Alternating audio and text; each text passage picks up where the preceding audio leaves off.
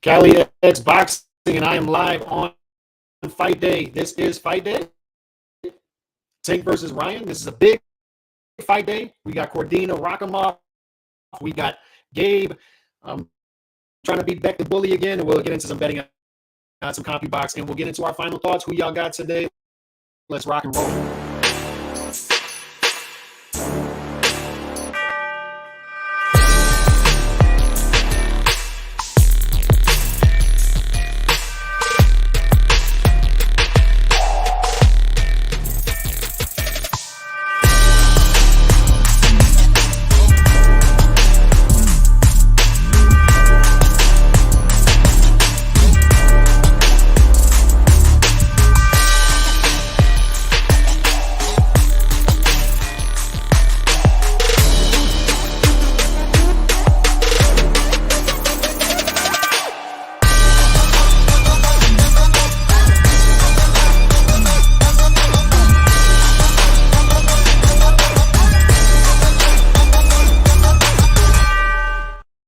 JC, appreciate you rolling through, and I should be good with the mic right now. So y'all make sure I'm good with the mic. Let me know if the mic's still messing up. I forgot to plug something up, and I also forgot to do something else. Let me pull something else up real quick.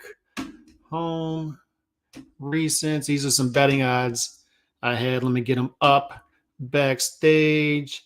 Let's see. That right there. And we are all good. So y'all make sure to hit that like button. Mic is good now. And introduce yourself in the chat and make sure you're hitting that poll. I want to know who y'all got. This is the end of the road. We got a couple hours before fight. Well, we got 9-10 hours, something like that, 12 hours. And this is going to be a beautiful night of boxing. This is one of those days where, like I said, we talked about during the week rehydration clauses, and we talked about catch weights and all the small junk energy out there leading up to this fight. But what we cannot deny is this is big fight vibes. We talked about this not being the real championship fight at lightweight, but what we cannot deny is this is big fight vibes. And the reason it's big fight vibes is we got two guys who can sell. We got two guys who can market themselves on social media. And on top of that, we got a good matchup. We got guys who knock guys out, right? And this is one of those fights that we're attracted to naturally as a boxing fans. This is one of the reasons why we've been frustrated with guys like Tank and Ryan, is because we want to see them step up, because they have the one-punch energy to put anybody out, despite maybe giving up some other things as far as boxing ability, as far as defense, etc. Right? Let's see what we got. Tyrese Bowie in the building. I like Ryan. If he blows the weight, that would be the smart thing to do. A win is worth more than his purse being deducted. Yeah. Some people would say that, right? Some people would say, just come in at 147, 148 and give up whatever the penalty is per pound. Some people would say that. I don't know. I don't think they're going to do that. I don't think they want any excuses. That's how Ryan has been conducting himself leading up to this point, right? Ryan has been the guy who has made this fight. Ryan has been the guy that's behaving like the fighter that we want to see in boxing, right? This is the behavior that we want rewarded, which is what's been frustrating to me as a boxing fan, seeing other boxing fans and their narratives coming into this fight and throughout fight week is Ryan's stupid for the rehydration clause. Ryan's stupid for 136. He's stupid for doing these things, when we should be rewarding the behavior that made the fight. We should be calling out instead of laughing at Tank saying, you can't eat. You can't eat. Did you have breakfast? Did you have breakfast? You can't eat. And then stalling the weigh-in a couple hours. And then pushing the fight time up. And then having the rehydration weigh-in late morning instead of early morning. We shouldn't be laughing at that behavior. We should be saying rehydration clauses do not belong in boxing. Rematch clauses do not belong in boxing. Catch weights do not belong in boxing. None of these things belong in boxing. There are 17 weight classes. 17 at this point. That's too many. So if dudes can't pick a weight class, come on, man. Pick the weight class. and rehydration clauses, as we've seen, if dudes are out there and they're virtue signaling about steroids and PEDs, you know what's also unsafe? Rehydration clauses. So we should be calling that stuff out as well. But despite all of that, we've got a great fight day because this is the first step up for both fighters. If we're keeping it a buck. Tank fought Pedraza 6 years ago, fellas. That was 6 years ago. We're acting like that just happened. It's a big step up. It's a step up for Tank. At least we think, because both these guys are question marks, right? And that's what makes the fight fun, is we can look at the CompuBox, we can look at the stats, but these stats are being put up against inferior opposition, so we don't know who these fighters are. We don't know if Tank's punch placement is that great. We don't know if he can overwhelm a great fighter because we simply haven't seen him, because he hasn't been in there with great fighters. And the same could be said about Ryan. Ryan's got one punch knockout power with the left hook, but does he have that? Does he possess that really? Does he possess that against elite level opposition? Is this real? Are these fighters real? These are the questions we've been asking. Combined 17 years for both these fighters. And this is the fun part about this, and why I say get excited. Don't be the fuddy-duddy on the porch yelling at kids to stop skateboarding. Just enjoy this fight. Enjoy the day. That's what we're going to do today. We'll talk about rehydration clauses, catch weights. We have plenty of time to analyze these guys' resumes going forward, but just enjoy the day. Because fun fights like this, they're getting further, fewer in between, right? They're getting further and fewer in between. So we got to enjoy them when you watched the weigh-in yesterday and the energy is there. I go on AXS.com and I'm seeing the ticket prices, and the live gate's going to be there. I think the pay-per-view buys will be there. This is energy. It's energy. You can't deny it. And that's real. And when does this happen? And I hope this is a teachable lesson for both fighters, is when you're in there with top competition, you're going to become a star, but that's the only way you can do it. You can't manufacture it. You can't do it fighting Hector Luis Garcias. I'm sorry. You can't do it fighting Matteo Barrioses. Nothing against Luke Campbell, but, you can't do it fighting Tagu. You got to fight each other. You got to fight the top fighters out there. And, who we have winning and who is better, what would be better for boxing? Would it be Ryan winning or Tank winning? That's a different question as well. Who do you trust more to take this fight and take the energy after winning this fight, the momentum, and carry on going forward? Who do you trust more to, exercise the immediate rematch or whatever, fight the immediate rematch, and then on top of that, go fight a Devin Haney, go fight a Teofimo Lopez, go fight a Josh Taylor, go fight a Shakur Stevenson? Who do you trust more? And that's the answer to that question. Who do we trust more to go and make a run like that and fight those fights? If we look at this fight in particular and how these guys have carried themselves the past 6 months, it would be Ryan would be the answer to that question, right? Because he's the one who's made this fight. So we trust him going forward to fight the Regis Prograis, the Josh Taylors, the Teofimo Lopez's, the Devin Haney's, and fight for real belts. But it's not that simple, because we look at Ryan before and he's fighting 135 pounders at 140. He's being a weight bully himself. So that it's a tough question. Do we trust either of these guys? And that's what rubs people the wrong way about this fight and going forward after is, these guys are getting the big fight energy. Do they necessarily deserve it? Do we trust them going forward, win or lose? And all that's fair. It's all fair. But I'm just telling you to just enjoy this day, because it's going to be a fun fight. I think matchup wise, you can't deny it. This is going to be an intriguing matchup, and it's going to be a fun fight. Even if it's an economical, tense fight, it's going to be fun because both these fighters can turn the fight on a dime. I could easily see envision a scenario in which Ryan is winning 5-1, but then he gets caught in the 7th round and then everything goes sideways. And then what happens then? Can he survive 5 more rounds? Can he win a round or two more rounds if it goes to decision. Did he rack up enough rounds? Will he be knocked down multiple times? These are all the questions we have to ask, and we just don't know. Anybody telling you they have a good handle of this fight, I think they're being disingenuous. I think they're lying, and that's the fun thing about fights like this is it's close to toss-up territory. Ryan's now plus 200, and I'm going to pull up the betting odds in a minute. And, you know, I can envision any scenario happening, any of them. I could also see Ryan by KO. That's the thing. Tank has blowed weight twice. Nobody will remember. Ryan better wise up. You're right, Tyrese. Like, we get in the weeds as boxing fans, right? This is a great point. We get in the weeds as boxing fans when we talk about catch weights, rehydration clause, but I guarantee you the fight fans that are out there and they're part of this energy and they're buying the tickets, they don't care about that stuff. Do people really remember Marvin Hagler versus Sugar Ray Leonard? They remember the fight and the outcome, but do they really remember catch weights and stuff like that? Do we remember how A-sides conducted themselves in negotiations from 20, 30 years ago? For the most part, I think people forget that stuff.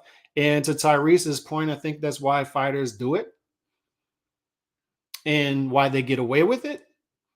And at the end of the day, the fighters agree to what they agreed to on the contract, and they got to go in there and perform under those stipulations. Now, I'm not saying we shouldn't be calling that stuff out, because we should. Both things can be fair and both things can be true. Like, Ryan signed these things and now he's in it and he has no excuses. 136, 10 pound. And I think I think he's going to be fine. I think the weight's going to be fine for him. He's conducting himself as somebody who's fine with all of this. He doesn't care. He just wants to fight.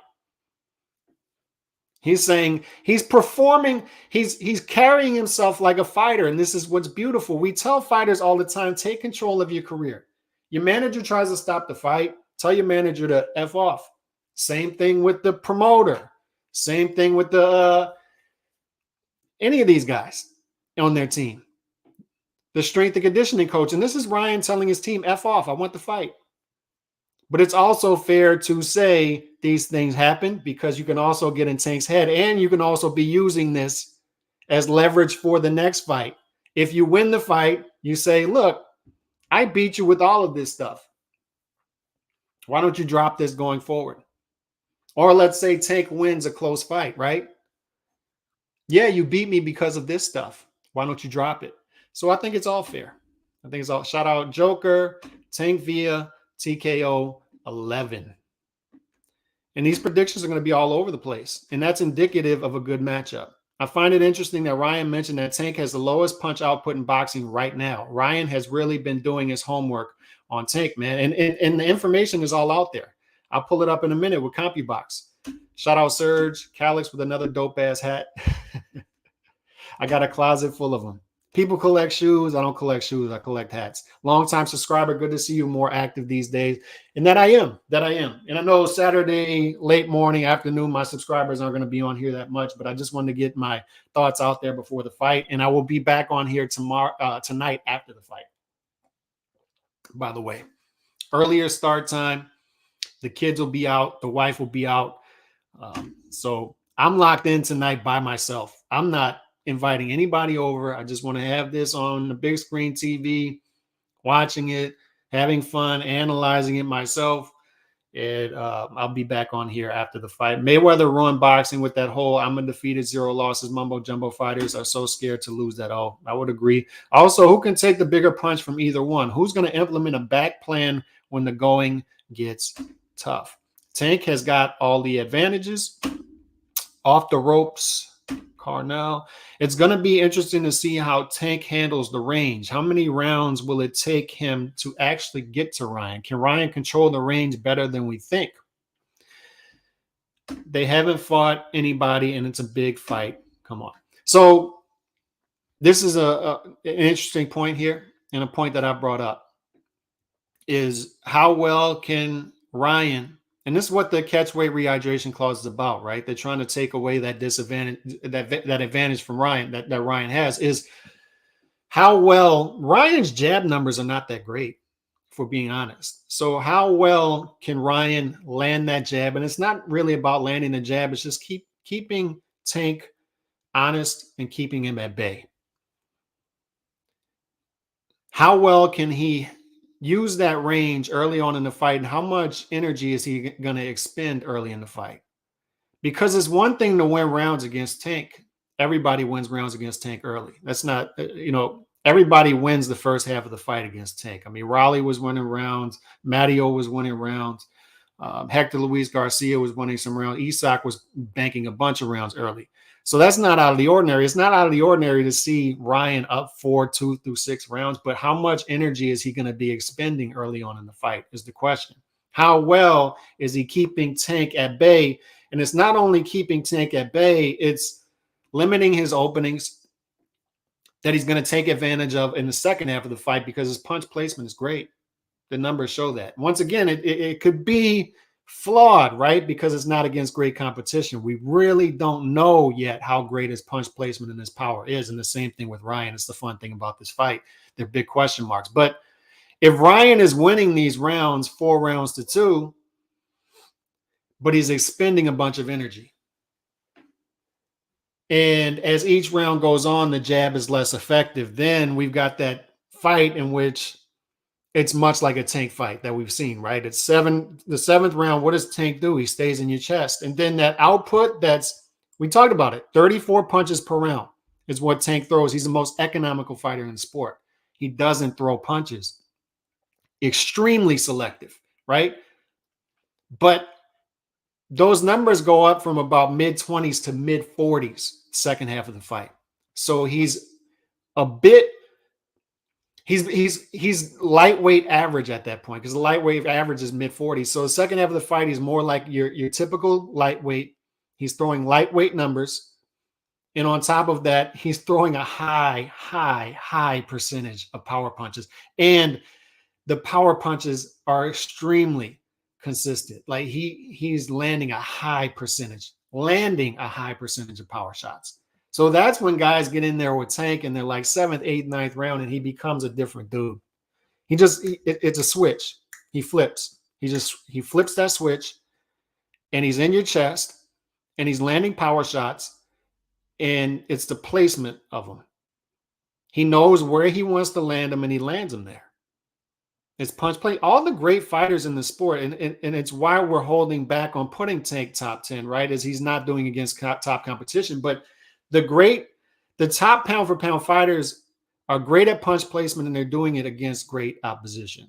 Canelo, Inoue, Bivol. Who are the other guys? Crawford. Crawford is phenomenal at punch placement, particularly late in the fight. Phenomenal at punch placement. He's going to land at a high percentage power shots. He's going to ramp up the power in the output as the fight goes on, and the punch placement is beautiful. He's going to land it where he wants. So that's the fun part about this fight, is you ask yourself, can Tank do that against another talented fighter? Can he do that against another talented fighter? Can these CompuBox stats right here, and we brought these up. Let me take this comment down real quick, and then I'm going to get to all these comments after we analyze this. This is the head-to-head comparison report, and this is Tank Davis's last 12 fights and Ryan Garcia's last 5 fights. And why do they do last couple fights? Is they try to chip away from weak opposition when they're doing CompuBox stats to make them more accurate. So we talked about that top number right there up here. Tank Davis 34. That's the lowest in the sport.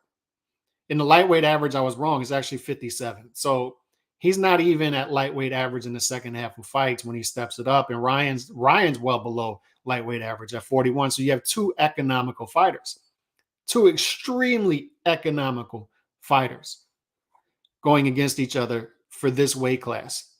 But what do they have? Look at down here. Power. Tank is throwing 20 power shots per round. Ryan 25. Lightweight average 34. So you say that's still low. That's still low, right? But look at this bottom number. This is where it's at. This is where these guys make their money. This is where they make their money. He's landing 47.6% when it comes to power shots. Number one among all fighters. So this number at the top is the lowest in the sport. This number at the bottom is the highest in the sport. So when we talk about that tightrope, what does it mean? Tightrope style, tightrope style. I hear you say tightrope style. Tank's the tightrope. Tank, if you pull up tightrope style in boxing, Tank's face will come up next to it. He's walking that tightrope perfectly. 34 punches per, when you're throwing 34 punches per round, you have to be perfect. Like there's just little room for error, fellas. And we talk about why is it they haven't stepped up the level of competition through a decade? And I think that's why. They know he has to be perfect, and they know with that output, and they know the higher up they go in opposition as far as talent level, particularly when you look at the guys at the top of 135, this number right here is not going to translate well. When you're walking a tightrope, that wind picks up and it's harder to walk that tightrope. But this number right here, this is what makes Tank fun, is he can do this, but he also does this. 47.6%. And look at Ryan. Ryan's not that far behind him. 43.5% of power shots he's landing. And these numbers go up as the fight goes on, particularly for Tank. This number gets better. Both of these numbers get better. This number goes a little higher and this number gets better. So, people are out there saying the further the fight goes on, the better for Tank, right? Because he's better in the second half, significantly better in the second half of the fight than he is in the first half of fights. He's the opposite of, say, a Zab Judah. Remember we talk about Zab Judah? Zab Judah was one of the best first 4 or 5 round fighters in the sport. He's a front runner. Tank's the opposite of a front runner. He gets better as the fight goes on. His numbers go up. They improve as the fight goes on. Ryan, not so much. So that's why the rehydration clause has been such a big deal. Is people saying, will he be zapped later on in the fight? I get all that stuff. But what I'm saying is it's not out of the ordinary. And I think that's what we're going to get tonight. We're going to get an economical, intense fight early on. Tense. This is going to be tense early on. Both fighters will be extremely selective. Tank, despite what they say, Tank, I'm sure, respects Ryan's power, and Ryan respects Tank's power. So that's why they're going to be selective. They're going to try to limit the amount of openings for their opponent early on in the fight. Right? You have some people out there saying, since Tank is a slow starter, Ryan, his best shot of winning this fight is to land something big early, right? And just knock him out early, jump on him early. I don't think that's what we're going to get here. I think we're going to get a respect from Ryan of Tank's power, knowing he has to be economical to keep some energy for later on in the fight. And I think he knows that since Tank is so economical early in the fights, throwing 20 to 25 punches per round early on in the fight, that he can still win rounds being more economical than he usually is, throwing 30 punches per round, 35 punches per round. He can still win rounds and expend energy for later on. So when the fight starts, there's going to be a point in this fight. There's going to be that moment in this fight when one of these fighters lands that first big punch. Tank might land that first big punch on Ryan, whatever round is, let's say it's round 5, round 6, and it may come earlier than that. How does Ryan handle that first big punch? If Ryan eats that punch, remember when Canelo, the first fight against Golovkin, I believe it was round 9, and he landed a humongous right hook on Golovkin. Humongous. And Golovkin just ate it. And this was a phenomenal punch. He just ate it and walked forward. And I saw the look on Canelo's face. He's like, this dude's different. He's different. I'm in it tough with this guy. I'm in it tough. It's a 12-round fight. I'm not going to knock this guy out. It's a 12-round fight. I'm going to have to scratch and claw and battle my way out of this and try to win a decision. If Tank lands a humongous shot against Ryan, round 6, round 7, whenever that first big shot happens and Ryan eats it, and Ryan continues to go forward with the jab, use his size, be a little clinchy on the inside, we got ourselves a fight. And then I think at that point, it tips in the favor of Ryan. if that were to happen. Now, if Tank catches him with that big shot and Ryan gets all wobbly, and then his output starts to go, and then he gets too cagey, then it's Tank's fight. It's Tank's fight. Then we see, Tank's power is real. What people have said about Ryan in the past, that he may fade late in fights, that could be real. But I tend to think that Ryan's going to take that shot well, and we're going to have ourselves a fight, and it's going to open up. It's going to completely change and shift from the economical, tense fight, the first 3, 4, 5 rounds, to once that fighter lands the first big shot. I think both of these guys are built that way. We can say what we want about these fighters being selective with their opposition, all this stuff. I still think they're type A personalities. And with type A personalities, once you hit them with something, once you challenge a type A type dude, an alpha, he's not going to back down. He's just not going to go away. And I think it's the same with both these fighters. Like when Ryan catches Tank with that first big shot, I tend to think Tank will shrug it off and come forward. Same could be said about Ryan. If Ryan takes that first big shot from Tank and shrugs it off and continues to use his jab and use his size, we got ourselves a fight.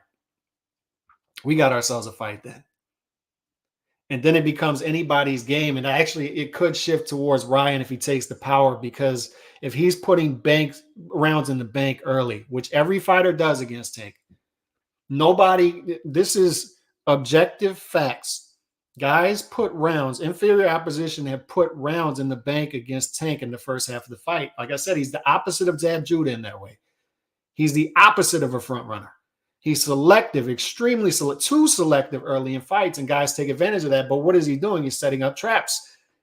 He's setting up traps, and then he's going to jump on you middle rounds, and then it becomes, he flips that switch. And it's beautiful to watch. It is. We can say what we want about the lack of competition, all that stuff, but it's fun to watch him navigate that, to watch him up on the tightrope. I'm going to throw 34 punches per round as a lightweight. That's 23 punches per round, less than the lightweight average. And he still gets guys out of there late in fights. It's the punch placement.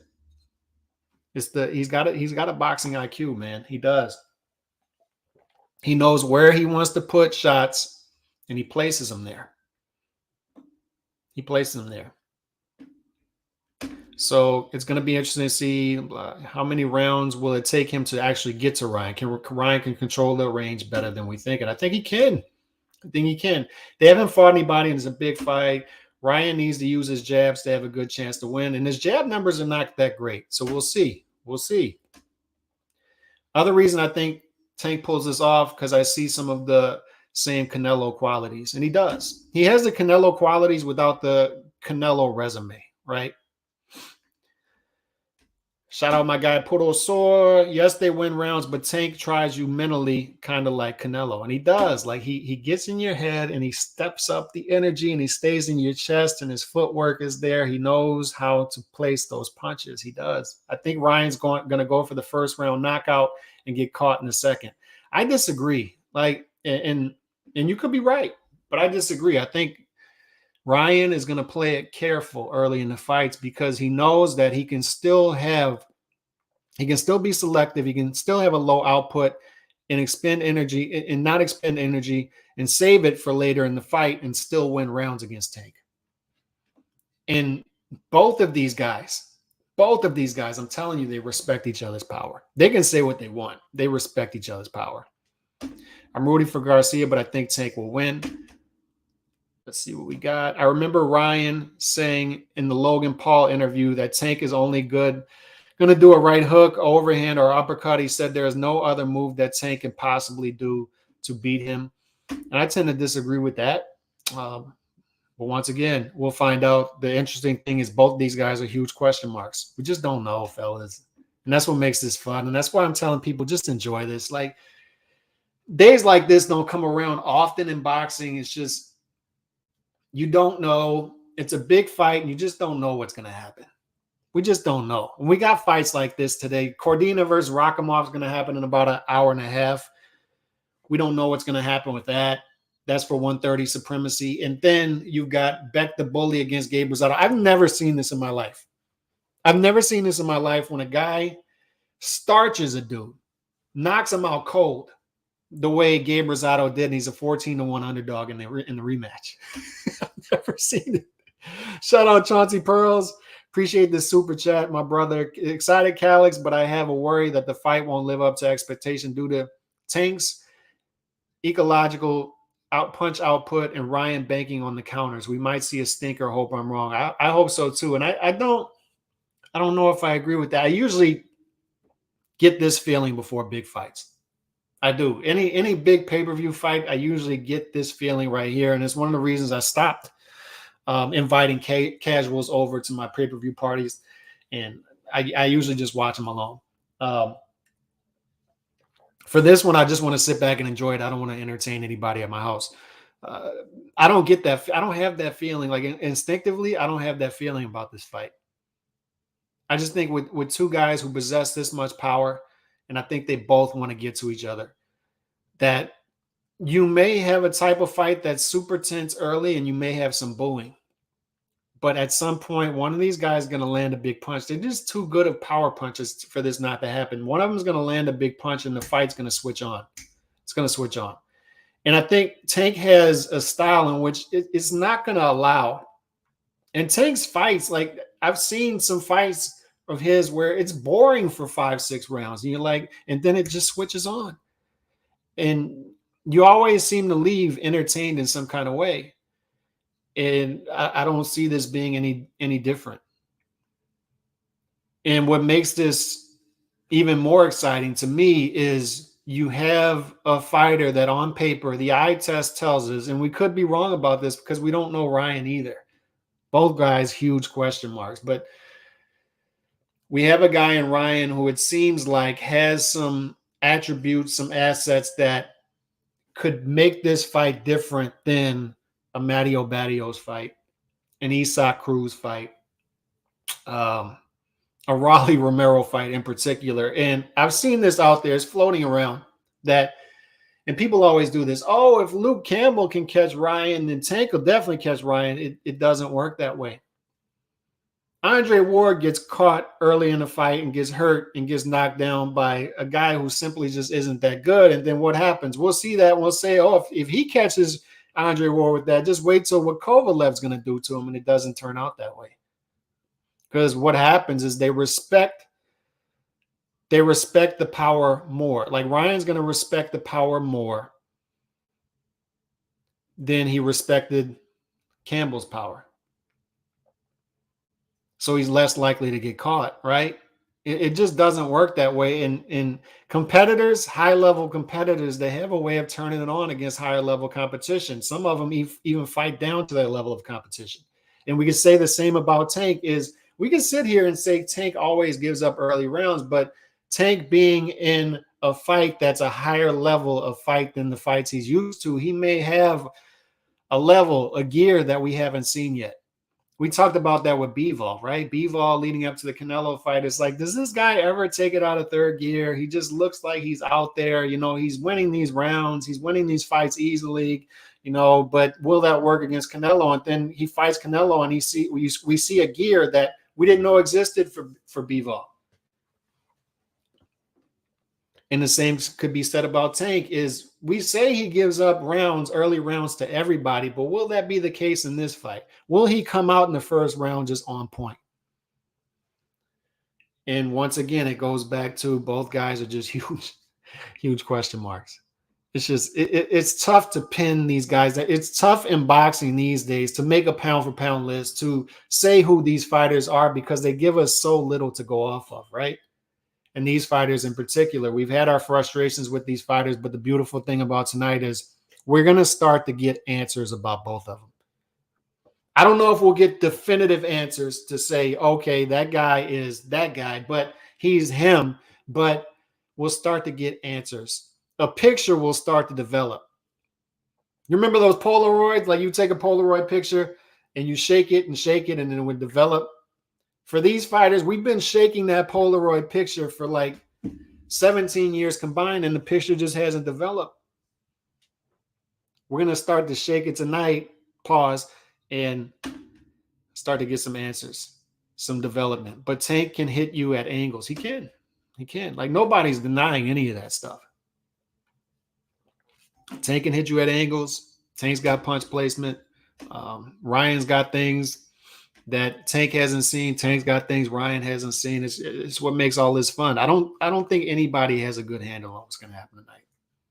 Like, when we look at this right here, and we'll get more comments in a minute. Let me take this comment down real quick.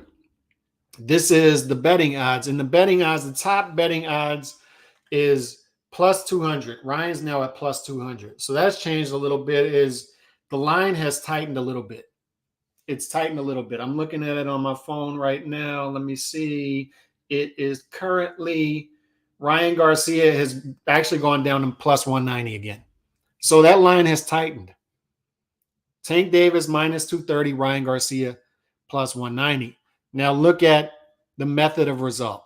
These are what's called prop bets. The most likely scenario is Tank Davis by knockout. Minus 140 is the only thing in minus territory.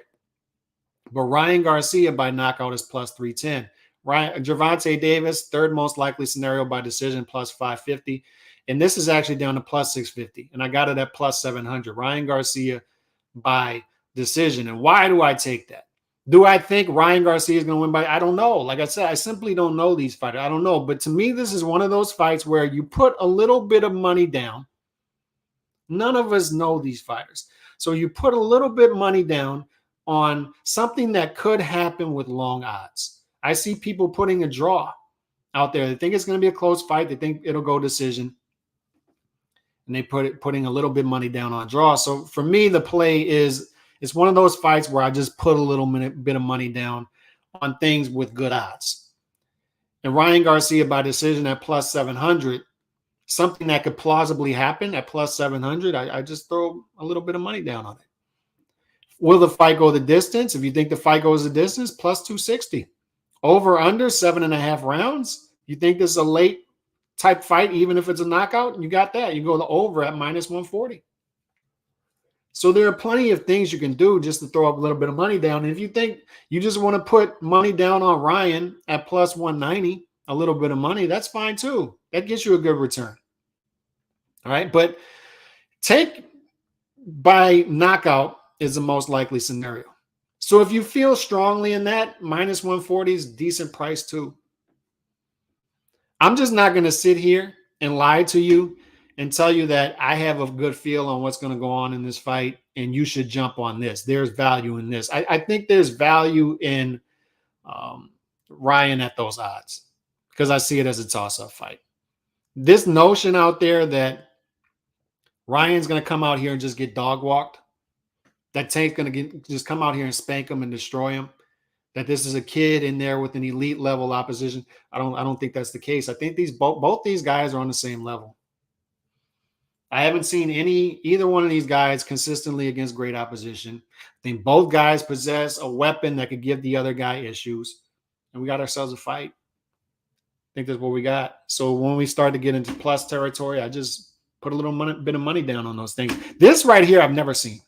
I've never seen a guy get starched, get face planted, get destroyed, and then be a 14-1 favorite in the rematch. So once again, I think Beck the Bully wins the fight. I think Beck the Bully will come in there and stop Gabe Rosado. But at plus 800 odds, you might want to throw a little bit of money down on Gabe Rosado at plus 800 because you'll get a great return if he repeats what he did just a year and a half ago.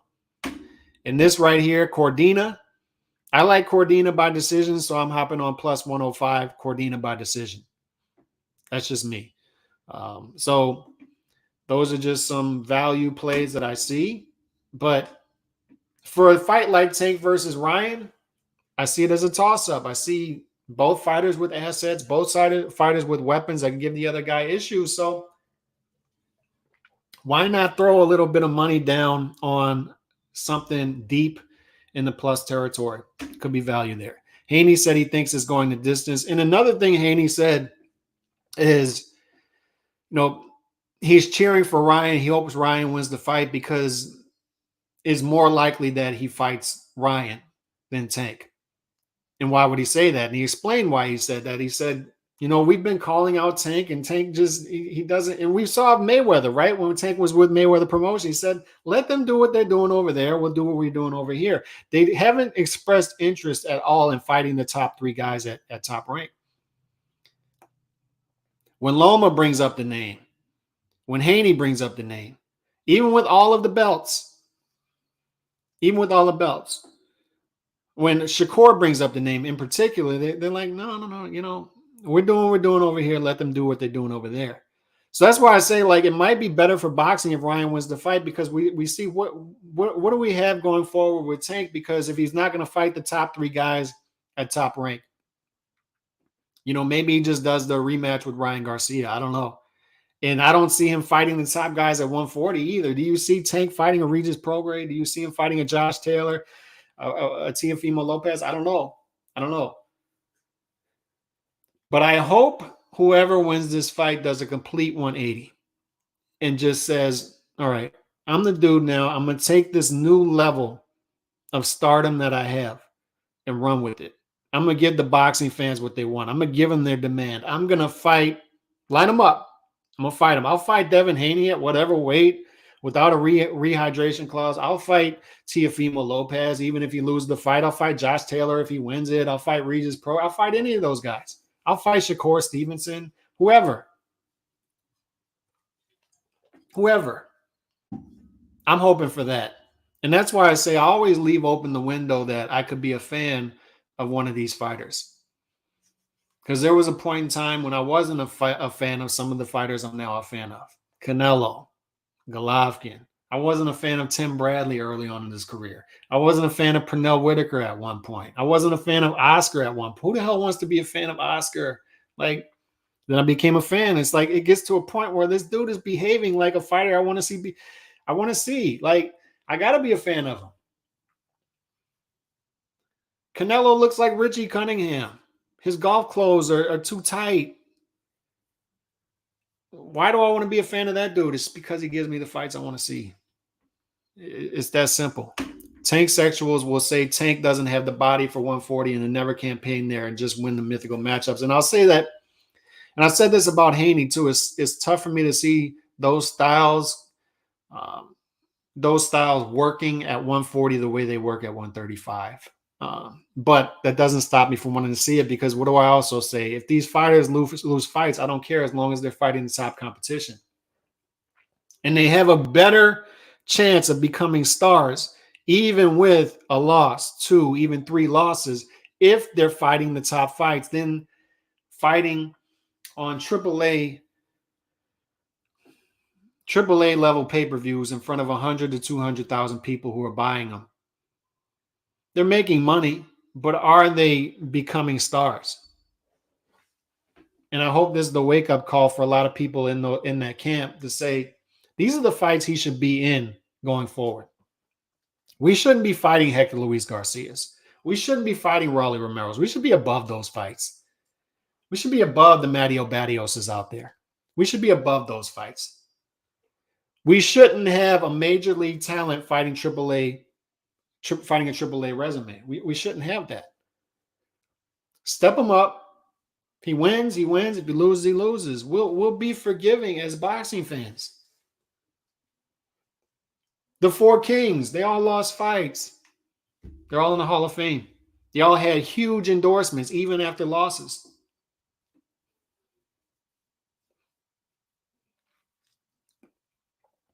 We shouldn't have only 3 fighters in boxing with huge endorsement deals. AJ, Canelo, Golovkin. We shouldn't have that.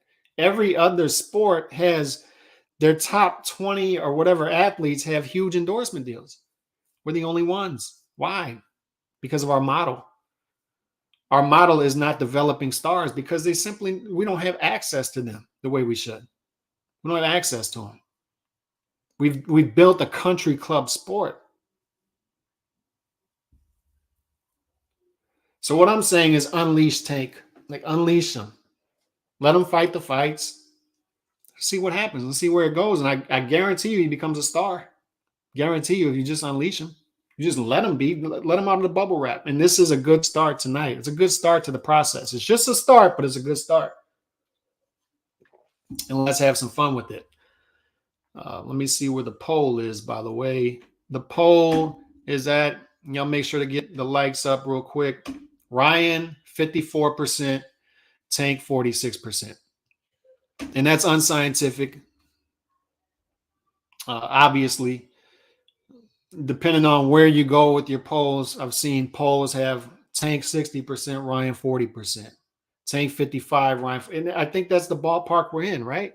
Somewhere around, if you look at the betting odds, that translates to 55% Tank, 45% Ryan, something like that. This just isn't the big matchup that some people are pitching it at. It's not. Let's see. I've seen Tank grab a woman by the neck that wasn't attacking him, so I'm rooting for Ryan. Seems like a better person. And that's fair. All that's fair. All that's fair. We've said that in the past too, is the reason he doesn't have the endorsement deals is he's not fighting the fights. Number one is, number two, he can't keep his hands off women. You're not going to get endorsement deals that way. But once again, hopefully this is a start. It's a start. You know, I always leave the door open for forgiveness. So if a guy doesn't fight the level of opposition I want to see him fight for 9 years, I always leave that door open that he's going to make a 180 and start fighting those fights. Ryan seems determined and ready. So does Tank. I don't know what to make of it, but I'm going with Tank. The GOAT Mario P in the building. Appreciate that. And this is one thing I said on Twitter yesterday, is just observing. Not only yesterday, but I feel like yesterday was a microcosm of the past 6 months. Is Ryan has eaten every poison pill they've thrown at him in the deal. So yeah, go for it. Go for it. Go for it. I still want the fight. Go for it. Whatever. And then yesterday we had a scenario in which they held up the weigh-in hours later than they normally do it. And we know why they're doing that. Ryan Garcia, I'm sure his stomach is growling. You see him with the Vaseline on his lips. He's dry. He's dry. But he didn't look any different than any fighter we've seen at a weigh-in, right? He looked about as drained as Tank looked. And on top of that, I see Tank up there approaching Ryan, and Ryan saying, leave us alone. Leave us alone. And by the way, 87,000 people on the stage doesn't help. It doesn't help. And that's what happens in confrontations, right? If you look at every confrontation, you look at World Star. It could be World Star, it could be a weigh-in. It's not the people fighting that causes the chaos. It's the people around it.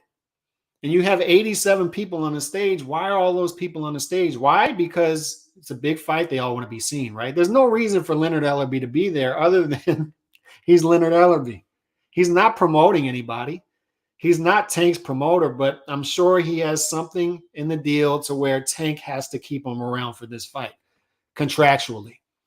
And Leonard's going to use that, and he's going to use that to try to angle himself back into Tank's career. He's trying to stay in the picture. He's trying to save face. But there's no reason for all those people to be on the stage. But what I'm saying is Ryan's saying, leave us be. Leave us be. Let us talk. And Tank is on there saying, you couldn't eat breakfast. You can't eat. You can't eat. And Ryan's just saying, I ate breakfast. Blah, blah, blah. He's just looking at him in the eye. And what I'm saying is, if Tank wins the fight tonight, it's not going to be because he got in Ryan's head. It's simply not. He has not. He's tried. He's tried hard. He's tried hard to get in Ryan's head every press conference, every time they've met, every time they've done a virtual presser and at the weigh-in and moving the fight up, because they've done that. And they didn't do that out of the goodness of their own heart. That's not what happened, because they're actually more in conflict with Lakers Grizzlies game 3 tonight by doing that. They're not doing this to use this new model to see what would happen with the ratings if they move fights up. I'm glad they're doing it because they're moving the fight up and I get to sleep earlier, but they're doing that so Ryan has less time to rehydrate. And they did the rehydration weigh-in at 11 p.m. Pacific time. They didn't do it at 9 a.m. Pacific time. They did it at 11 a.m. Pacific time. Why? Because they want his stomach growling all morning. Right? So they've done everything to get in this dude's head, and they're just not. It's just not working. It's not working. And I think people are out there surprised by this because they expected the dude who had mental health issues, who looks like a boy band member, to crack. And he just hasn't cracked yet. It's not happening. And I'm not going to be a psychologist and tell what do we read into that. All I'm telling you is it's not happening. And if Tank wins the fight tonight, it's not going to be because Ryan. If Tank wins the fight tonight, it's not going to be because he got in Ryan's head. It's simply going to be because he's a better fighter. Same with Ryan. Same with Ryan. And if Ryan does all this and Tank doesn't get in his head and Tank lands that first big shot on Ryan and Ryan just shrugs it off, much like Golovkin in the first fight with Canelo in the 9th round,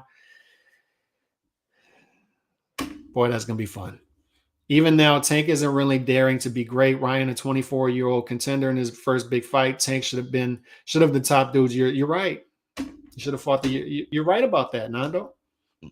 You're right about that. It's a start, right? It's a start. It's a start. We're hoping that it continues, but it's just a start. It's a start. If we look at the landscape, it's more probable that Ryan will fight top opposition going forward than Tank, but it's a start, and we're just going to enjoy the night. We'll see where this takes us. We'll see. We never see legendary trilogies anymore. I've seen it myself, and those are just my values. It's not here to say, can you imagine a trilogy of Tank versus? And it's possible. It's possible that both of these guys can see the landscape around them and say, and it's what I said about the rematch, the catch weight and the rehydration clauses. Ryan very much could have said, even if I agree to 136 with a 10-pound rehydration clause, that right there, and I think people are looking at that wrong, that right there is still easier than fighting Josh Taylor.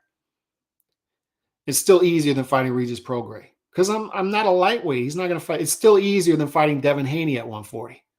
It's still easier. It's easier than fighting Teofimo. He could be saying those things. So people are looking at that as a concrete thing, but it's an as opposed to thing. As opposed to everything else, 136 with a 10-pound rehydration clause attached to it is still easier than those things.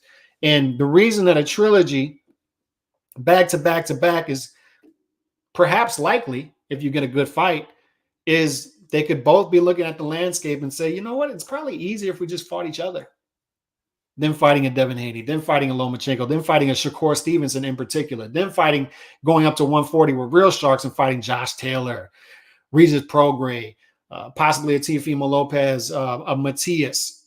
It's probably easier. So they could stay in that pool with each other and noodle fight for a couple of years. No excuses for Ryan. Yeah, right. I think the reason they keep bringing that up is to keep it in Tank's face and possibly for leverage in a rematch, right? Is, yeah, you beat me close, but would you have beat me here? And then they get no rehydration clause in a rematch. So it's smart to keep bringing it up. People are attacking Ryan for bringing it up.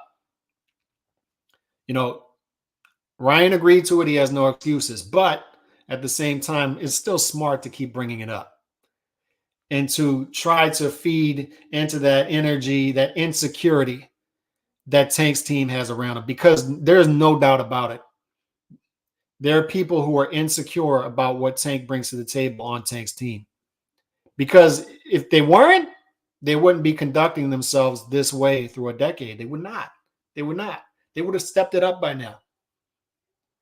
We know a lot about fighters by how their handlers handle them. So the fact that Shakur Stevenson is being moved along with no issues tells us that his team is very secure in what Shakur Stevenson can do and what he brings to the table, right? Shakur could fight anybody and they feel like that he can beat him. I don't think Tank's team feels the same way about Tank. Hopkins totally tried to provoke Tank. He did.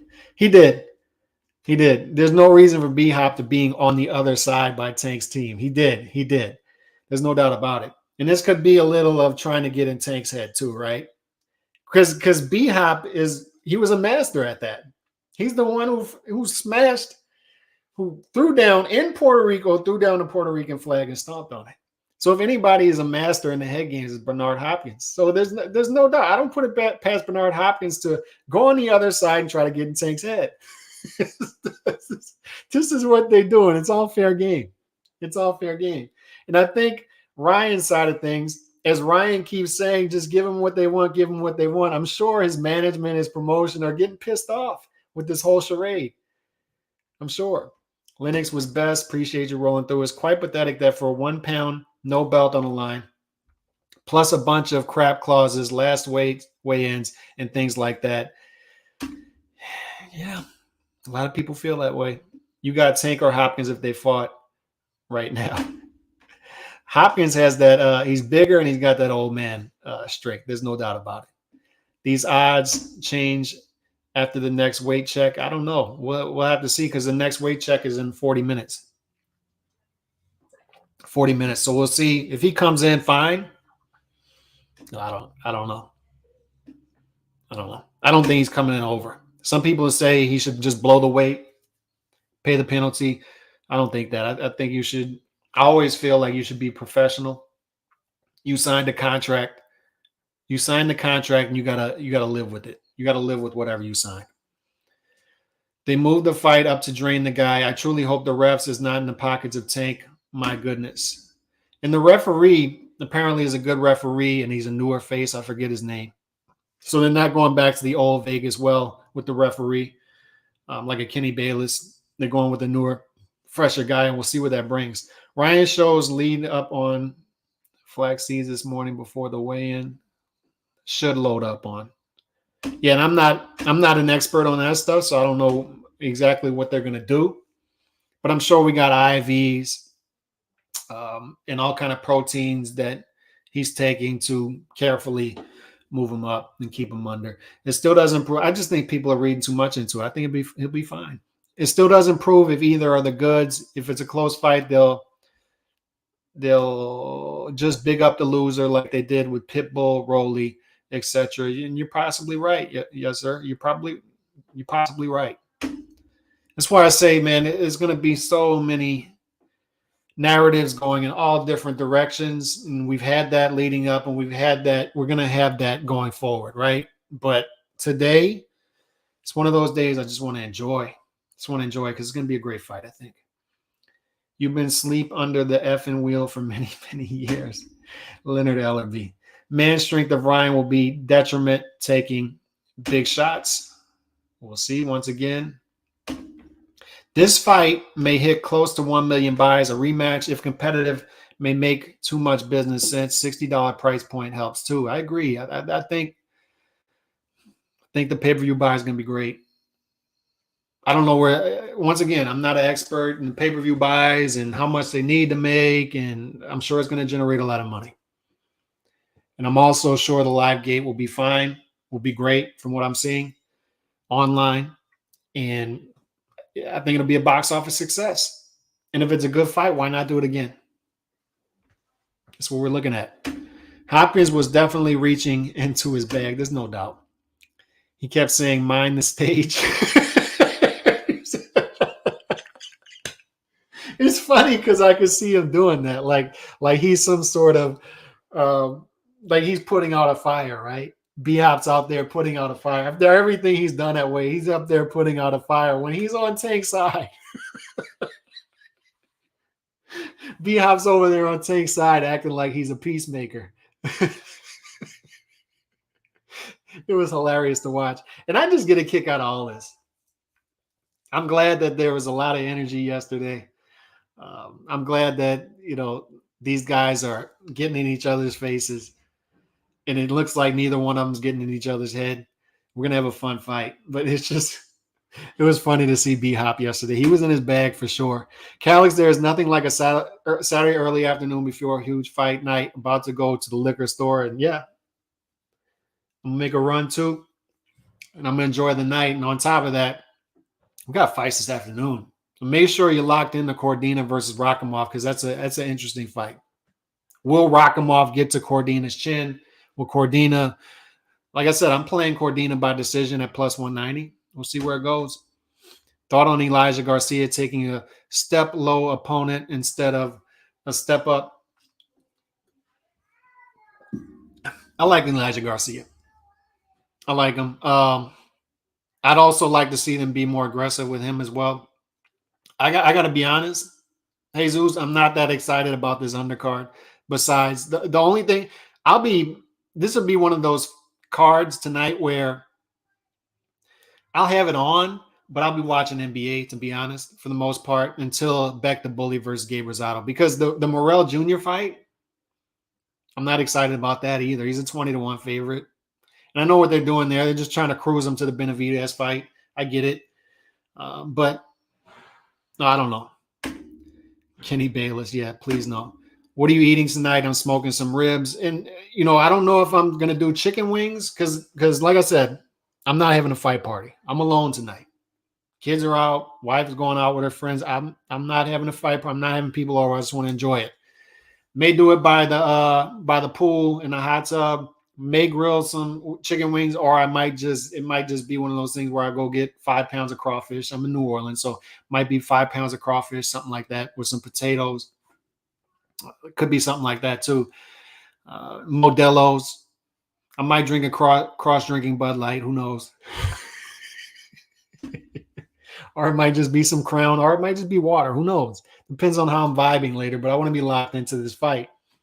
Why wasn't in stadium more people would have enjoyed the experience who could not afford it in the mobile? I don't know. And I've had people tell me, like, despite if you put it in an arena or a stadium, it all evens out as far as live gate. It just depends on, once again, you want to give as many people, and this is what Canelo understands, right?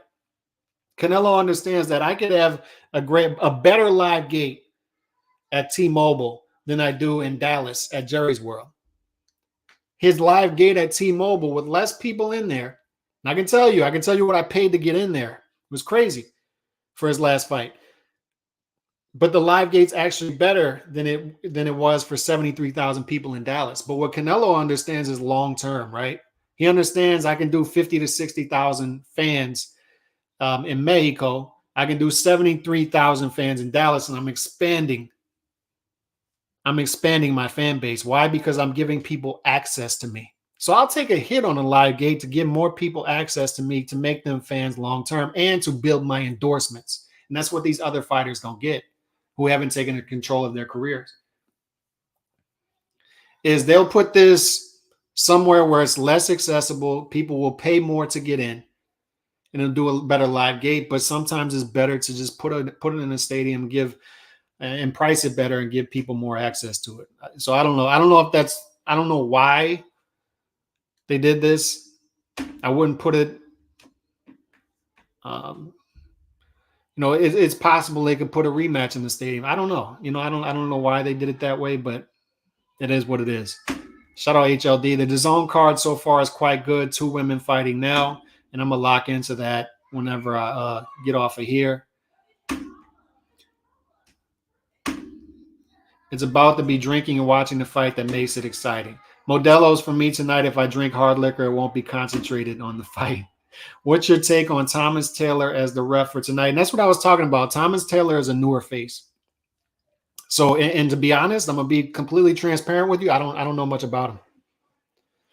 So it's a wild card, but I like the fact that they're going to a newer face instead of the old guard that they consistently go to with the referees, such as a Kenny Bayless, because I think a lot of those guys are aging out and they could be better, to be honest. So we'll see if a newer guy can do a better job than these older guys who, quite frankly, haven't done a great job. And the same thing I say about judging is why I keep going to the same well of judges who haven't done well. Let's try some newer faces, and let's try to get some more consistent eyeballs in these fights so we can get better results. Watching the fight like Tony Montana. I had to open a beer already, Sky Nicholson. So Sky Nicholson's fighting right now. Do you know if bars in New Orleans will – they won't. They won't. And a lot of that has to do with them. A boxing match, I've talked to bar owners about this, why they don't put boxing matches. And this has been going on for 15 plus years. And why UFC has made their move is UFC prices. The bars do not pay the same pay-per-view prices we do. They give the bar a different price, an inflated price. So the boxing matches are much more expensive for bar owners, club owners, casinos, than theaters, than the UFC fights. The UFC has priced their price points better for bars. And in doing so, what has happened? More people have been watching their fights and they've been growing their audience. It's another place where boxing has messed up, and what Dana White has said, right? They treat every fight, every big fight, like a going out of business sale. $85 price point, pricing bars out of putting it on, because now less people will want to watch the boxing match than the UFC match in the bar. So that's what we got. So no, in New Orleans, they don't show boxing matches anymore. In the surrounding areas in particular, where I'm at, they don't show the boxing matches in bars anymore. They just don't.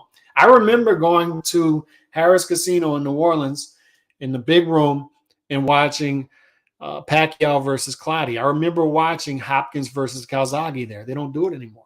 They haven't done it for a decade. They don't do it anymore. Simply don't do it, unfortunately. The Magsayo call was wrong, but he's a good ref. And I have to take your word for that because I don't know much about him. Yeah, Robert Bird's awful. Once again, get rid of the old guard. Let's get some new faces in. Let's get some new faces. What's your favorite big fight of all time? Mine is Vargas versus De La Hoya. That's a great one. It's hard to say what my favorite is. I don't know. I don't know. I enjoyed Canelo versus Golovkin one. Favorite of all time. Big fight of all time. It's just hard. I can tell you my letdowns was Mayweather Pacquiao, boring fight. De La Hoya versus Trinidad. It was just that was my first big fight party, and boy, was that tough to watch in the last 3-4 rounds. It was tough. That left a bad taste in everybody's mouth. Sucks this fight ain't available at the movie theater. And I watched Sergio Mora versus Shane Mosley at the movie theater. And it was a terrible fight, but it was a good undercard and it was a good vibe in the movie theater. I was disappointed that movie theaters near me aren't showing tonight's fight. And that's one thing you can get on promoters about as well is, once again, taking the market for granted. I don't know. Expand the market, open it up. But despite all that, what we've got tonight, I think, is a fun fight between two fighters who mirror each other in so many ways. So many ways. Level of competition, fighting style, economical fighters who depend heavily on power and can turn the fight on a dime when it comes to power punching. And this one right here was great. That was a great fight. Taylor Pavlik won. It was crazy how boring Mayweather versus Pac was. The marketing was insane for that fight too. But just going back to what I was saying, mirror each other in so many ways. I think this is going to be a tense fight early. And some people might even find it boring the first 3 or 4. But when one of these fighters lands that big shot, then it turns into something else. Both fighters wake up. And particularly if that fighter taking the big shot lacks respect for that big punch, it really opens up. It really opens up and becomes fun. And I think that's the fight we'll get. It'll be a tale of two fights. It's going to be Ryan likely banking rounds early, both fighters likely respecting each other's power early and being a little tense, being a little tentative, being very economical, and then it opens up. It opens up and becomes a fun fight. And then it's anybody's ball game. If they take those shots, it's anybody's ball game at that point. And we just have a toss-up fight tonight, fellas. I don't agree with this narrative that Tank's going to just come in there and destroy Ryan. I think if that's what they're banking on, they're misjudging this. They're misjudging it. And yeah, the Wilder Fury fights, those were great ones. Despite what we say about both fighters right now and how they're behaving, those were great fights. Those were great big fights. They were. I can see this fight going like Rolly Romero fight, Tank down in the cards, and Ryan gets caught in the 6 to 8 round. Salute, Calix. Appreciate you, Comic Ozzy. Yep, those were all great fights, man. And I think I'm hoping, my hope tonight, I'll leave you with my hope. My hope tonight is we don't get a stinker. We get two fighters in there who fight their fight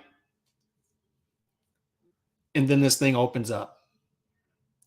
And we find out definitively who these guys are, start to find out definitively who these guys are, because both guys, the weird thing about both these guys is, as much as they're on social media and as much as, access people have to them on social media, a lot of times social media can be deceiving. We see it with the Instagram models all the time, right? You see an Instagram model and you see her with all the filters, she's gorgeous. And then you might see her in person. You're like, who the hell is that? That's the Instagram model? She doesn't look all that good. In reality, Instagram, Twitter, TikTok, very deceptive world. And the interesting thing about both these guys, the deceiving thing about both these guys, is they haven't been in real life up to this point what they are on social media.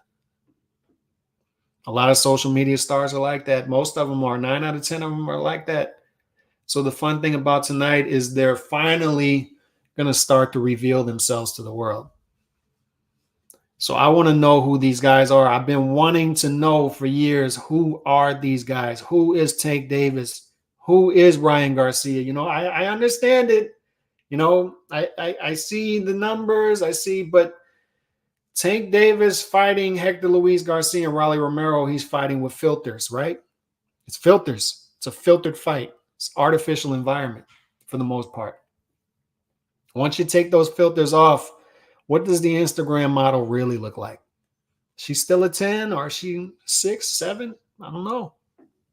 Same with Ryan Garcia. It looks great when he's hitting the pads, when he's hitting dudes in the ribs with the left hook on Instagram and getting a bunch of likes, and then hitting, the mitts. And then it looks like, oh my God, look how great the left hook is. But when he has a moving target who's elite, once again, is the Instagram model a 10, or is she a 7? Is she a 6? Is she a 5? We don't know. And we'll start to get those answers tonight.